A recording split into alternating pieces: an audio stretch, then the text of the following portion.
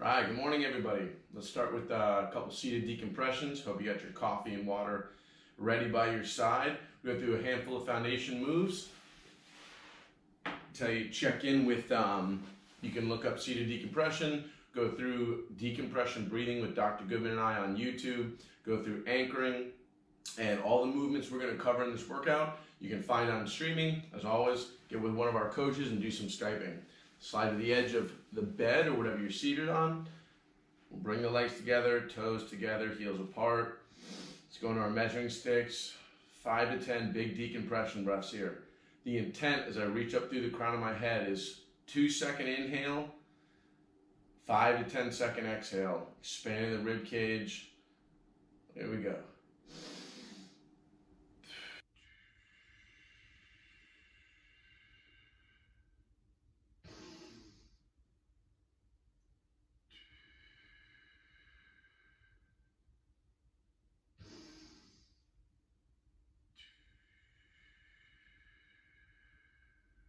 Float the hands out. Make sure you're squeezing the thighs, squeezing the fingertips, reaching through the crown of the head. Breathe and expand the rib cage. Engage the abdomen on the exhale.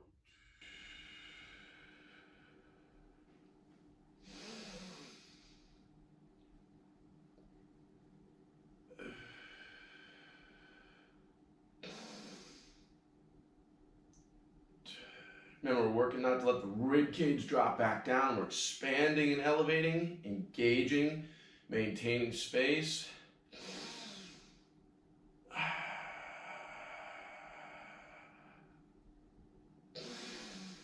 Check in, the shoulders aren't creeping up to the ears. We're pulling them down nice and wide, lengthening the neck.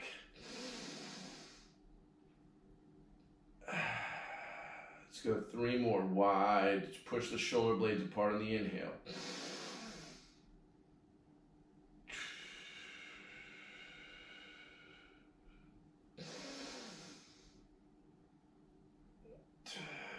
Relax and shake it off. So if you're new to the practice, you might find like as you're going along, you lose this connection. You're shrugging the shoulders. You're collapsing into the front. You might be hyperextending into the back. Either one of these can really trigger some of those familiar pains in the back. So check in. If you're feeling that signal, are we keeping space in the body? That's why we always encourage people consistent practice. Our baseline program is designed so you learn it over time, getting eyes on you, getting a coach to see if you're going one way or the other. If you're this person, if you're this person, if you're this person, if you're this person, that's where coaches come in. You're going to result to your normal patterns. They can watch it, they can catch it. All right, let's go. If, depending on what level you're at, a little bit older, we're gonna slide the legs forward. We reach the hands out, and we reach. We stand up. I hinge my hips back. I sit back down. I reach, I'm going into my hinge, so I'll give a nice big breath. I reach out and up. So when you're feeling comfortable, we'll go legs about shoulder width apart. We go into that subtle degree of external rotation. Lengthen through the neck. We're gonna have 10 squats. Here we go. You can use the bed. We can go from right here, either level. Hips and hands reach away. I'm lowering down and back up. 2, 3, 4,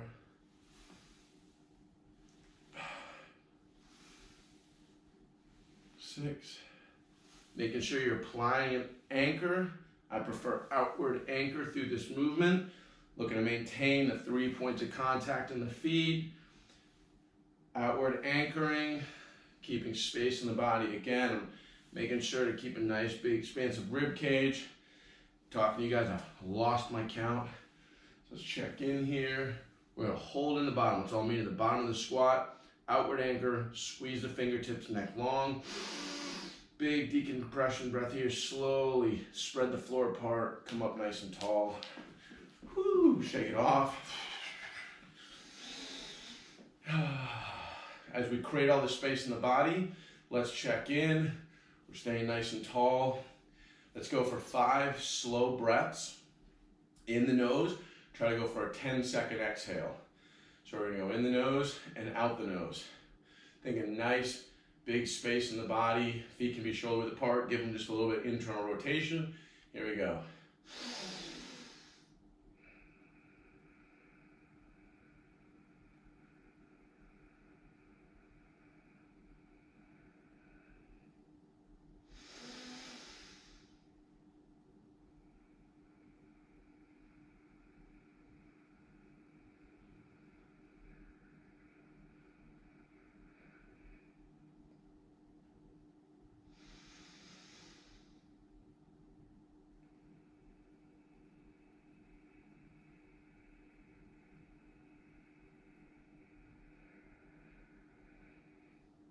If you have a hard time keeping track of the exhale, a little practice I like to bring in that I got from Oxygen Advantage is adding a hum as you go out the nose. Saying almost like a om as you're exhaling. I found it helps bring awareness, helps to slow the breath down, helps to, as I've read, bring up a little bit of nitric oxide. I'm not the best at explaining that, but Oxygen Advantage, awesome book. Let's go 2 more breaths, try to bring that om, exhale out the nose, humming.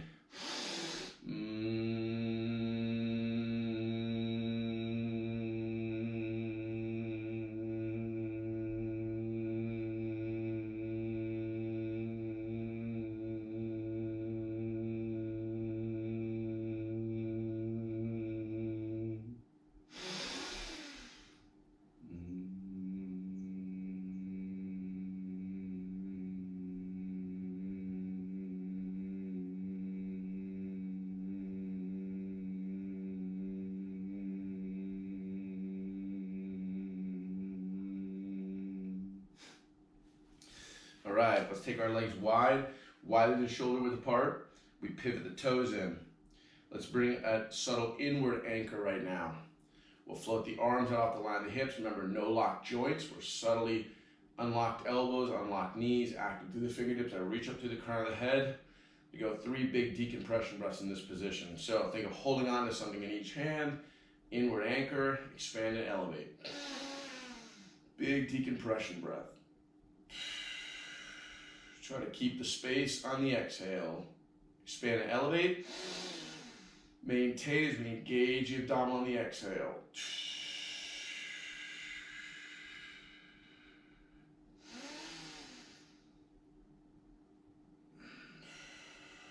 Hips go back an inch or 2. Weight shifts into the heels. I'm pulling my hips and hands away from each other into that founder. I lengthen through the neck. Think of the feet are pushing through the 3 points of contact. Again, watch the anchoring video. From the outside, I'm bringing everything towards center. I think of those 3 points of contact and as if my feet are centrating into the ground. From the outside, rotating in, dumping into the big toe, but I don't lose contact with any of the other points of contact. Let's go tug of war with the hips and the hands here. Lengthen through the back neck. Look at those fingertips.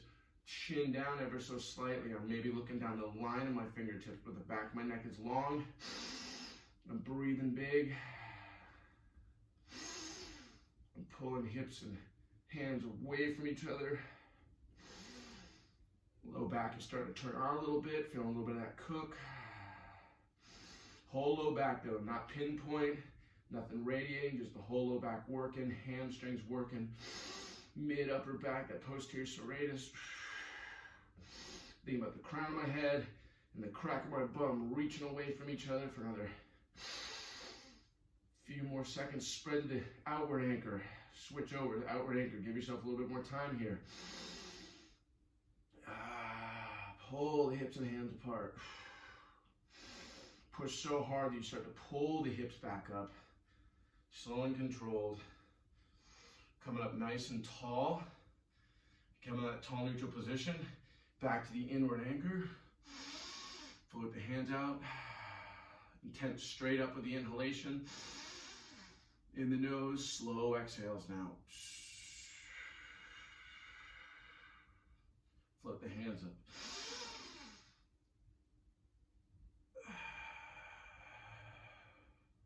Squeeze those pinky, ring, middle finger.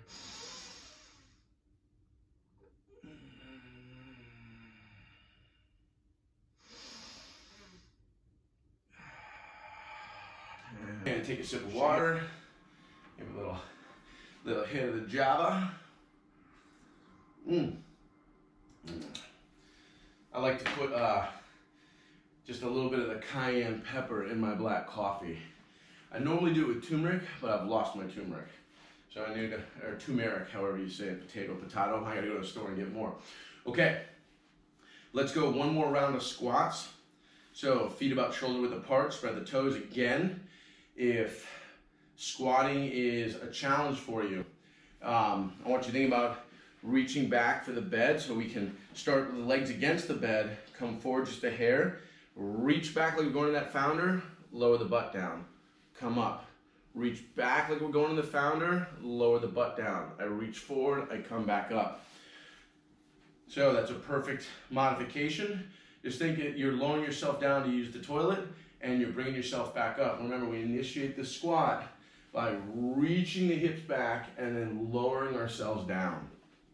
All right, we bring in the anchor, more muscle chains supporting us through the movement.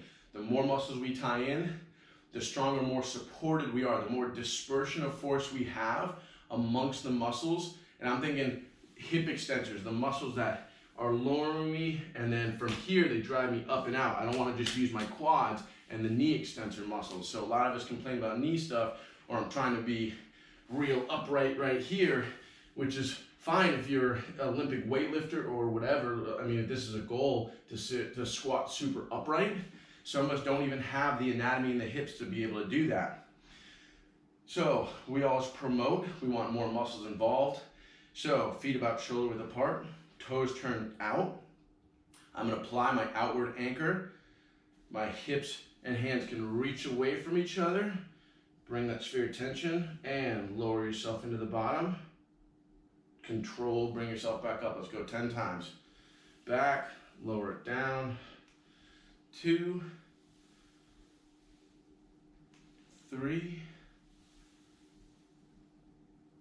4. As my hands are going together, I'm thinking about scooping up. I'm trying to get my lats involved in the process. I'm thinking of external rotation, and they come together. Back up, external rotation, they come together. Remember, if I'm typing at the computer all the time, I'm gonna be a lot more internally rotated here. It might get me using my traps. Wanting to pull from here as opposed to scooping, using these powerhouse muscles here. What are we on? Cameras, talk to me. What are we on? What reps are we on? Shit. Let's go 5 more. Slow and controlled. Think about tensioning, anchoring. You can look in last month's newsletter. We talk about the squat. We gave some tips. That video's on YouTube as well. And I reach the hips back. Let's hold this one. Outward anchor, squeeze the fingertips, neck long. Give me a big decompression breath. Slowly driving up and out, and shake it off.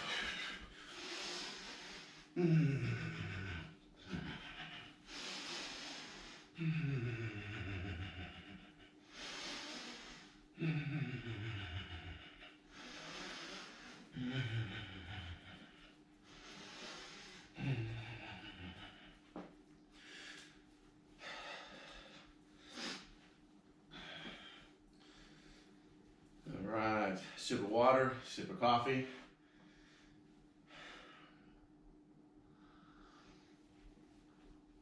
So weird. Normally morning routines, I don't have to wear a shirt, but I'm being professional. One of these I'll probably do without the shirt. We'll focus a lot on rib cage, watching the expansion, but we'll figure out which one that's gonna be. So let's go back up. We're gonna turn the toes in, and we're gonna bring them to be about hip width apart. So, slow degree of internal rotation, apply your anchor, and we're gonna go for 10 reps. We push those 3 points of contact. If you're feeling confident, you got a little history in your practice, pick the toes up for this. Go nice and slow, inward anchor, hips and hands reach away, and I come back up. Hips and hands reach away for 2, and up. 3, my hips are pulling behind, my hands respond to counterbalance me. 4, I'm keeping the 3 points of contact.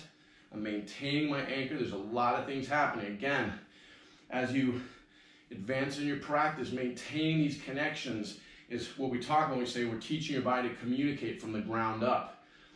A lot of people get overwhelmed or frustrated in the initial learning phases because they can't seem to connect, or as I'm cueing, they get overwhelmed trying to, oh, I lost this connection, I lost that connection. Perfectly normal. All right, here we go. 5 more for good measure. I talk too much, I lose my count. 4, 3, 2, and last one. Let's hold it. If your toes have been up, grip them down. I want you to switch whatever anchor you are maintaining. As I'm outward anchor, I'm still thinking about a subtle degree of internal rotation at my hip joints. Oh, yeah. A little bit crampy cramp. And let's go up. Shake it off. So, really, really, really, really, really important when we're doing this movement that we're hinging from the hips. All right, my hips are reaching back behind me. I'm getting a solid hip hinge. I'm not just rounding at my low back, rounding at my low back. I'm gonna over exaggerate, but if I'm here and I can't get my hips back, I might do this. It's not gonna feel really well, all right? So think about letting the hips reach back. Now, the opposite, that'll trigger some angry back symptoms, or if I'm tilting my pelvis and going back, tilting my pelvis and going back. Just doing that alone for me, I'm like, ugh. All right, so something to be cautious of. You can put your hand on the low back, low abdominal. Thank you, Ali Koss, one of our instructors. We had a long discussion about this versus this versus this, and giving your body tactile feedback. Where am I moving from? Am I moving from the hips and my upper body, my torso along for the ride? I'm maintaining integrity here. I'm maintaining space. That integrity is what we're looking for as we are mobile in the hips. And when I'm moving my arms, I'm mobile in the shoulders. I'm not sacrificing again here or here to compensate for lack of mobility in my hips and here. It seems very simple, but these are very common reasons why we go into aches and pains. Okay, we're gonna go into left foot forward, right foot back. And again, think of that balanced 50-50 weight position. I want you guys to think about finding the moment you're about to fall backwards. I'm not way out here, loaded into my quad. And then I apply my anchor, I float my hands out. My hips are square. I'm not in this warrior one position. My hips are square. That means the outside edges of my feet are parallel. I'm tall. Squeeze the fingertips.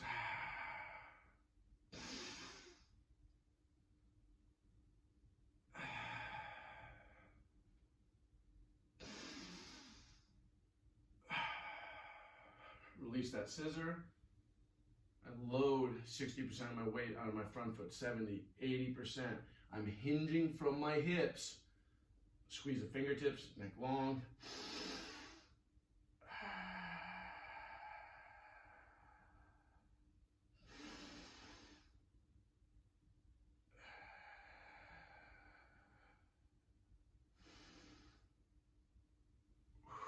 Switch legs.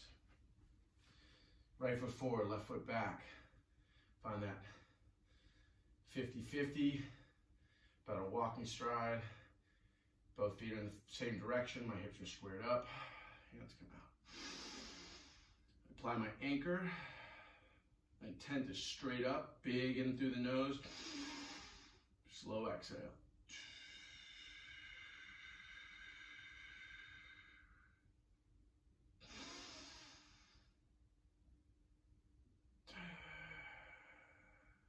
For those of you that have been doing this a while, advanced practice, even try to apply your anchor. Everything's feeling solid. Close the eyes. Work on maintaining your balance. Try to focus on your connection points. Feel it. Space through the body.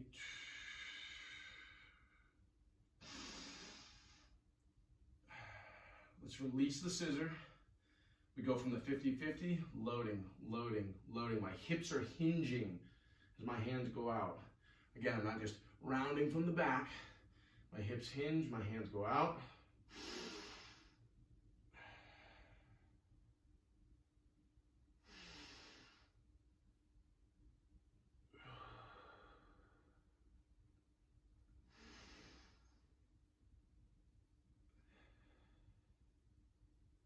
And come up, shake it off. So that's a quick morning routine today. I hope that you're enjoying the practice again. These little workouts are snippets. I'm streaming the baseline program. You can do it every single day. And at the end of the 8 weeks, there's something for every single day. The goal is that you're dialed in, that you can do workouts like this consistently.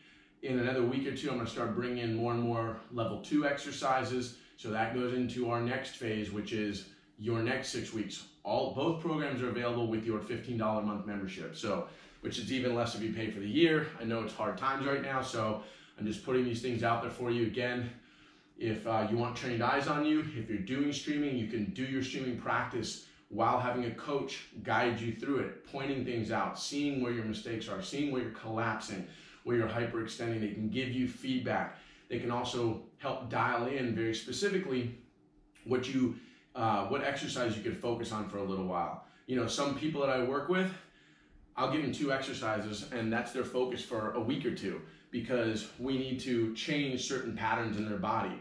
You know, I work with a lot of people that have some significant back pain and back injuries, and so we modify those exercises. And you know, that's getting very specific to the person. The program is going to be specific to, you know, the mass population, but every one of us are individuals. So you can really mold this practice to the individual. It's like when I teach a group class, I'm lobbing cues for everybody. And I'm looking around, okay, this guy's collapsing here, so I'll cue for that to get everybody, which is very different in a private setting. In a private setting, I'm tailoring the work to specifically address what they have going on, what I see as pain triggers, based on an assessment at the start, discussions on what they have going on, where they're at, what makes their pain better, what makes their pain worse, going through my list. And you know, these are usually people that I've coordinated with Dr. Goodman on.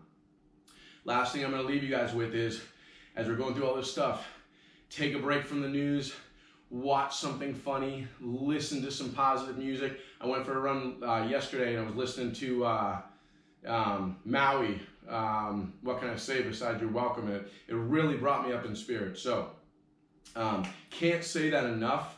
I know it's important to be informed, but you know, when I started paying attention to the news a lot, it just made me go, oh my God, and start really diving into an emotion that really serves me no good.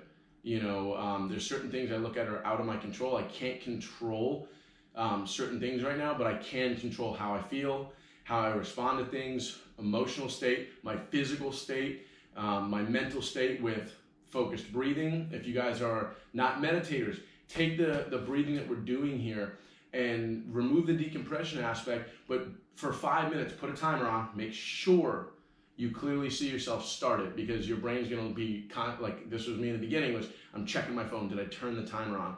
But you can take the 5-second inhale, 10-second exhale, and focus on nothing but that for 5 minutes.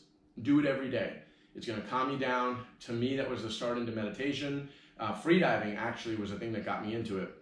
As always, never do any kind of breath practice in the bathtub, in the pool. If you're doing them there, you are supervised, and it's somebody that knows you know, rescue techniques. One of the biggest takeaways I had from freediving was learning how to properly be able to pull somebody out of the water. We covered it a lot in the fire department, but that was different. That was us showing up with tools to go out there and get somebody out of the water that was either combative or you know, unconscious. And a heavy body is something very different. So just be careful with whatever you're doing.